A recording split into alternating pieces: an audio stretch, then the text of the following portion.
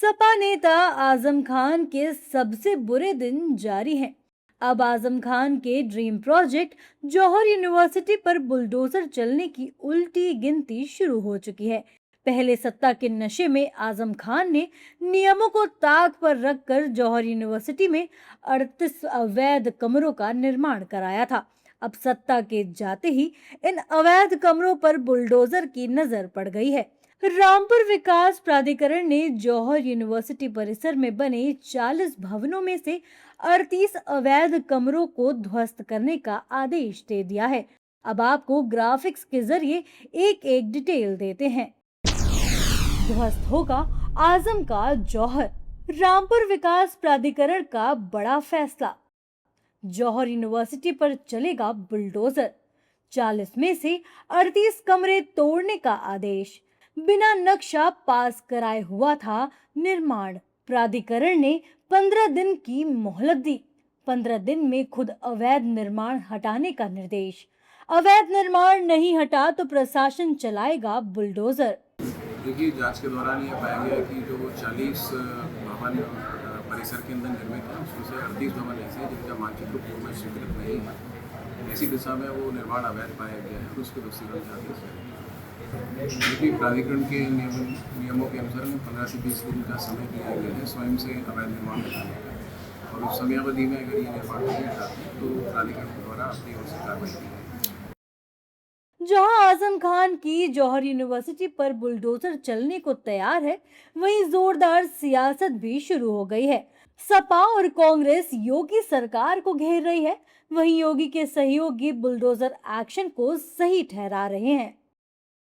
भाजपा की सरकार विद्वेष और बदले की भावना से कार्रवाई कर रही है और जौहर विश्वविद्यालय को बुलडोज करने का काम करने जा रही है। भाजपा की सरकार राम मंदिर में चंदा चोरी करने वालों का घर बुलडोज नहीं कर पाई, लेकिन जहां पर छात्र पढ़ते हैं उस जौहर विश्वविद्यालय को गिराने का प्रयास करने का काम कर रही है। इसका भाजपा को बड़ा खर्चा भुगतना पड़ेगा और इससे नौजवानों में जबरदस्त गुस्सा और आक्रोश व्याप्त है। सिर्फ आजम खान और कोई कारण नहीं है, सिर्फ आजम खान। और मैं बार बार बोलता हूं, आज भी बोल रहा हूं और सबसे गुजारिश कर रहा हूं कि कम से कम खड़े होकर के बोलिए। ये बुलडोजर जो हम पे चल रहा है, इस बुलडोजर के खिलाफ कम से कम बोलिए, कुछ तो कहिए। और सरकार से भी हाथ जोड़ के विनती है मेरी कि हमारे बच्चों को पढ़ने के लिए, उसके अंदर सभी समाज के बच्चे हैं, पढ़ने वाले संस्थान के ऊपर बुलडोजर मत चलाइए। एक अंधेर गर्दी समाजवादी पार्टी के शासनकाल में मचाई गई थी। प्रशासनिक स्तर पे तमाम जो जांच हुई और जांच में कई सारे खुलासे भी हुए। खुलासा हुआ कि जौहर विश्वविद्यालय की बहुत सारी जो भूमि है उसका मानचित्र उसमें स्वीकृत नहीं है। बहुत सारी भूमि सरकारी भूमि पे, बहुत सारी बिल्डिंग सरकारी भूमि बनी है।